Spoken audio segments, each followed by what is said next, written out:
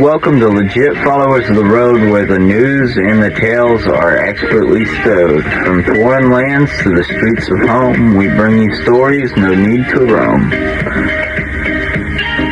Bringing you updates both near and far, foreign and domestic, under the same shining star. Travel with us through the various and the kind of headlines to big stories to one of a kind, miscellaneous morsels of wisdom we share. Join our journey. We're more than just fair. Legit followers of the road, ready to explode. Let's dive into the world on this podcast road.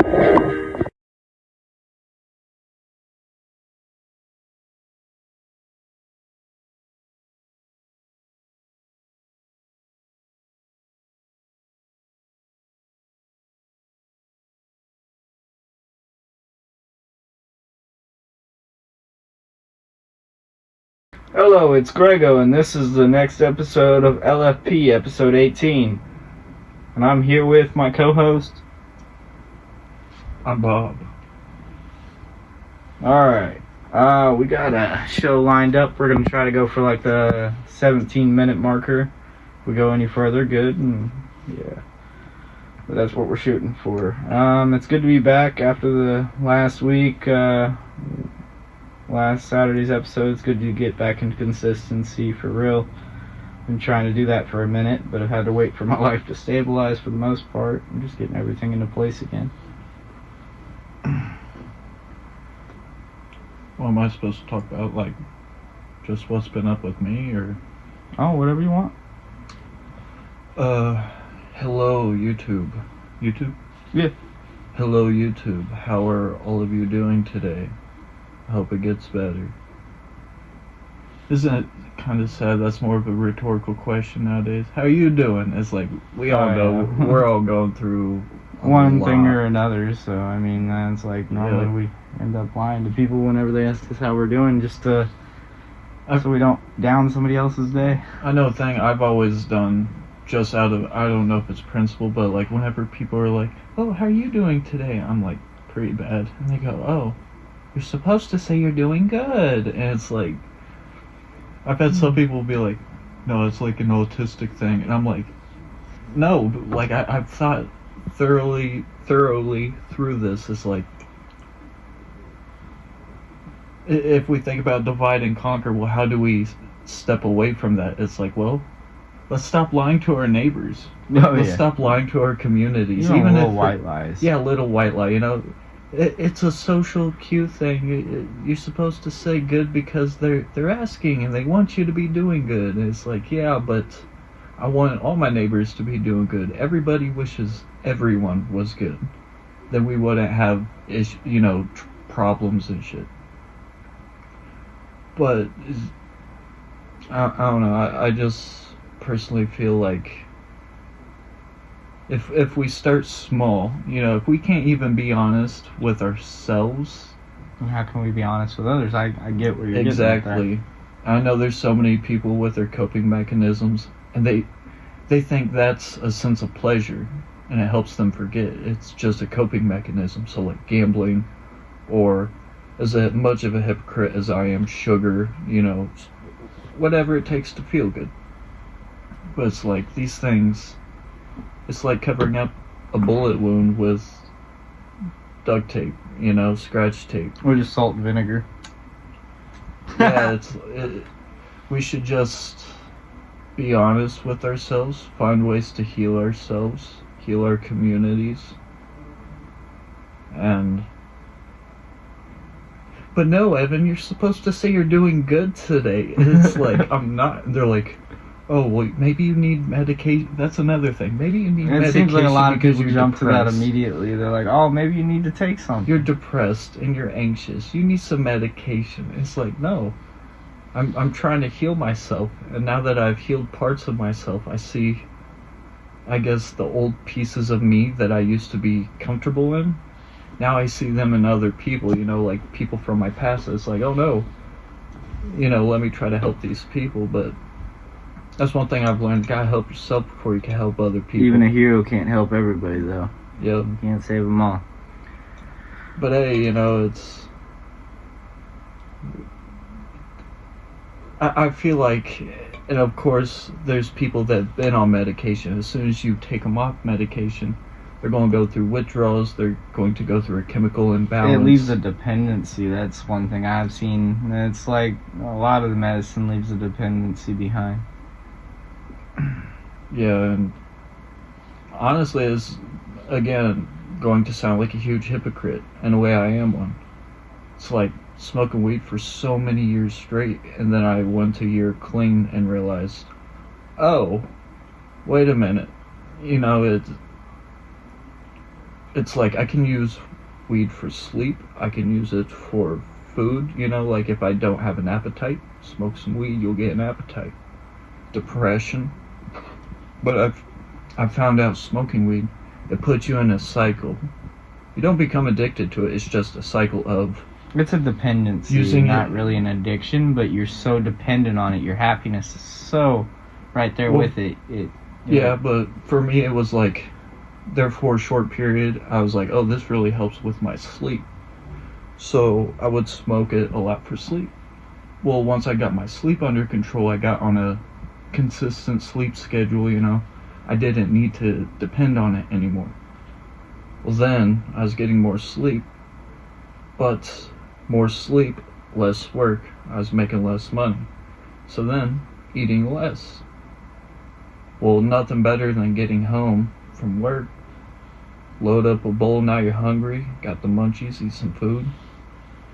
And then you go from that, you go from not sleeping enough, not eating enough, you start to become depressed. So then you're smoking to help aid the And then depression. your body gets thrown all out of whack. Your body don't really want to eat then, and it's just a lot of problems can come out of not doing what your regular routine is supposed to. And normally when you fall into a sense of depression, you don't want to do all those things. You kind of just bothers your mind to do it. The thing that broke me out of or I guess I don't want to get too much into what broke me out of my depressive state a while back, but I quit smoking weed for that period of time, and I'm like, hey, I don't need this to be myself. It's not that my whole personality, like, some people, that's their whole personality, Oh, it yeah. seems. It's like, it wasn't like that bad for me. But I got to the point to where I could still continue to be myself, but without it. And I felt like that gave me a personal sense of power over my own life, as well as quitting cigarettes for a while, That'd be a drinking, good all one to that get stuff. done, 'cause, I have a hard time with that. But I realized, cleansing myself of these things that I've been so accustomed to, I realized, oh, I've been so stoned throughout my life, so intoxicated, to where I didn't develop my character that much. You know what I'm saying? So, Well, it's a good thing we got every day to write a new page. and see, I realized the power I felt over my own life. So, let's say, weed. I love weed. I still smoke weed on occasion, But I've learned that to have that power to be able to pick something up and let it down, to not be attached to it, it's a sense of freedom. But see, here's the other thing, though. That you also gotta be careful of what route you go with that. So, for example, methamphetamine. Ooh. You're not going to be able to pick that up and then put it down. Yeah, that could be the end. I'm sure we all got family members, it's Oh, like yeah. they pick it up and they can just never put it down. And I've seen that from people in my life, and I'm like, not going down that road. Yeah, I've always been like, not for me, It's like, I don't even know how people do it, But I've seen people's life go from amazing to a disaster. And from months to even just a week, just because of that stuff. See, I got people, they're mad at me because I'm switching up the way I live, or attempting to. And it's like, the more I try to switch up how I live, the more they tell me to stay in my own lane. And I'm like, what's that supposed to mean? I've never heard. See, growing up, I was always told, "Don't smoke weed. Don't smoke weed. Don't drink. Don't do this. Don't do that." But of course, like many, I went down that road, smoking, drinking on the weekends.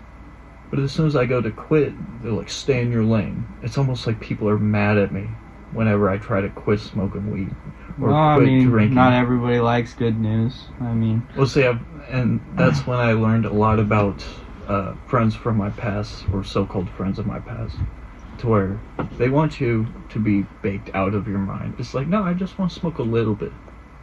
Or there's people, you want to go out for a beer, maybe a shot, and they're like, "Oh, have some more Jaegers," and it's like, why do they want me lower than I want to be? So for example, someone's like, "Here, hit this." You're like, "Okay, I'll hit it one more time." You hit it one more time. They go, "Here, hit this." You say, "No, I'm good." But then they consciously take effort trying to get you to smoke more. Bad people. Now, of course, peer pressure is never good. yep. Now, of course, there's many of us. My buddy right here is like, whenever you're smoking weed, you get baked. You forget. So No, you're good, bro. I was just wanting to talk about this game, Skull and Bone Raging Tides. I have not got to play it yet, but honestly, I just bought it today. Me and a friend went in on it. I honestly think it's going to be pretty good. He said so far from what he's played on it, it's really good. No. We can edit this part out, though. Yeah, easily. Yeah, there's been a lot going on here lately. I just got over sore throat and all that. It was almost like trying to swallow a hook.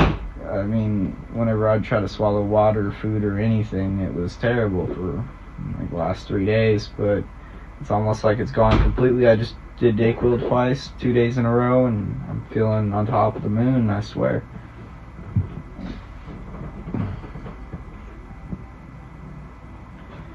Yeah, I'm glad if any of you join in. I'm glad that we got to be here with you guys again this week. We've been trying to be a lot more consistent with it. Things have just been a little difficult at times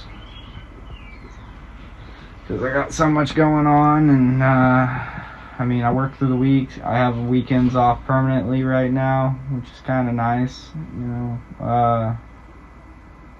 I've also been buying a lot more equipment and getting more things for LFP going, and I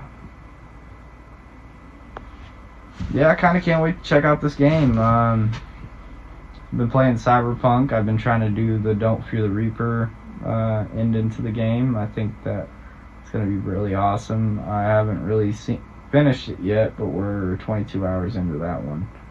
So, and then I also just picked up Assassin's Creed Mirage. I like it so far, but I think I've only put an hour and a half into it. So time will tell if it's going to be what it's supposed to be for the most part. Here you go, Bob.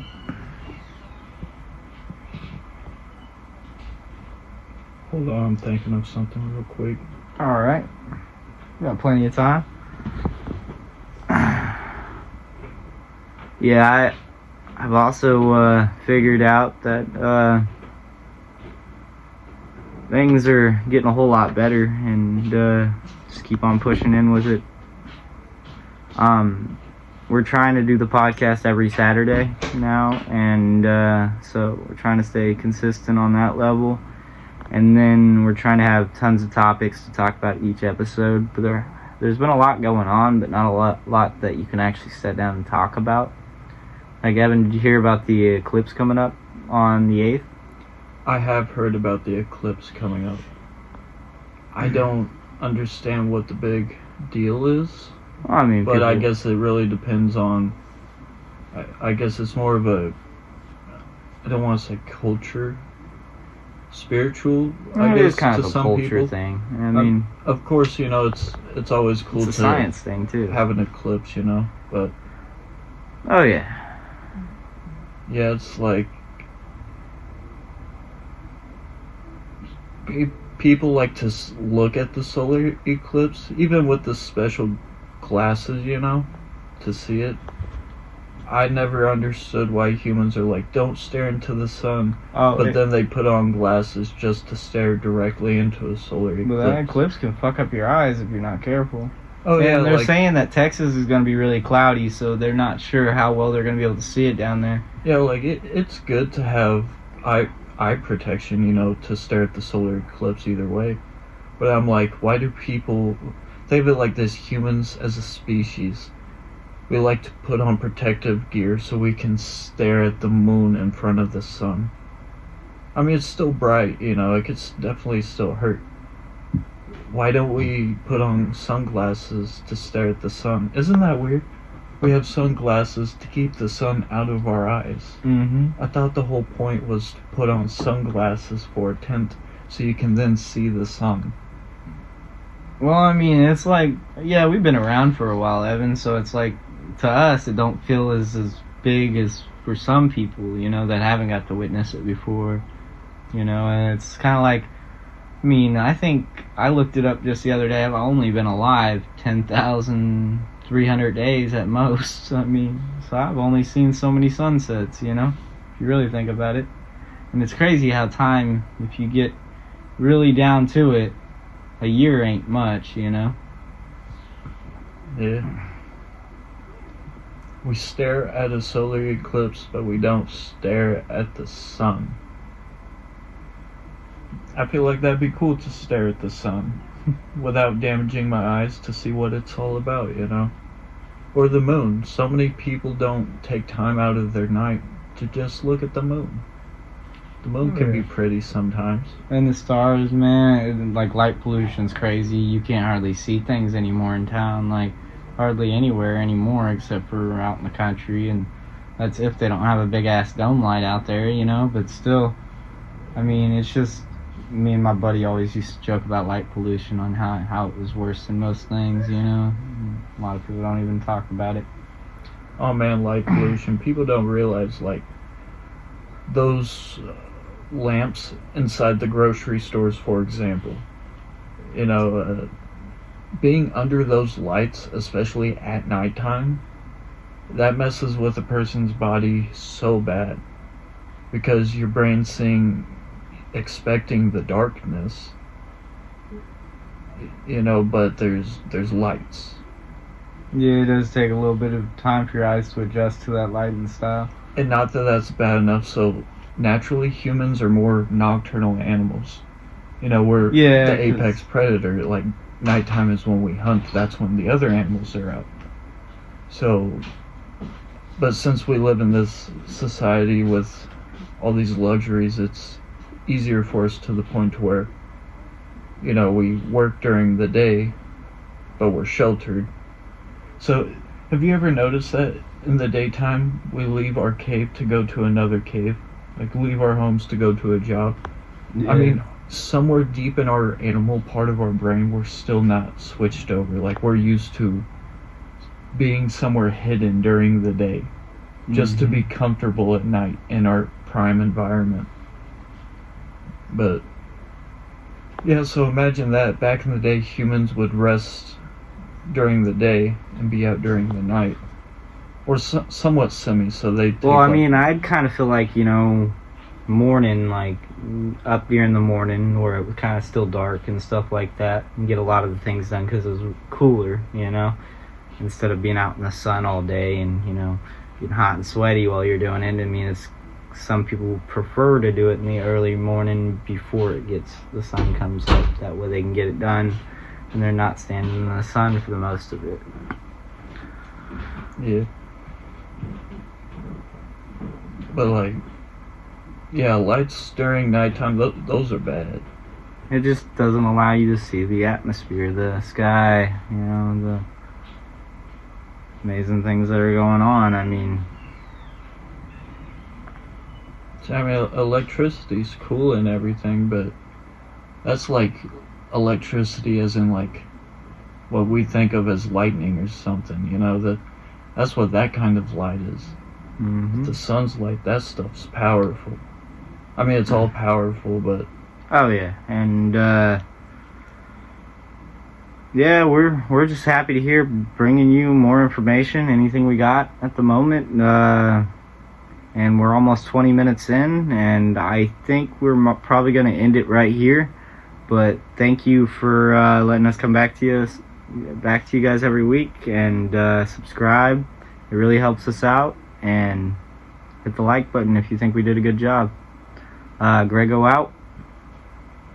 Oh, and Bob.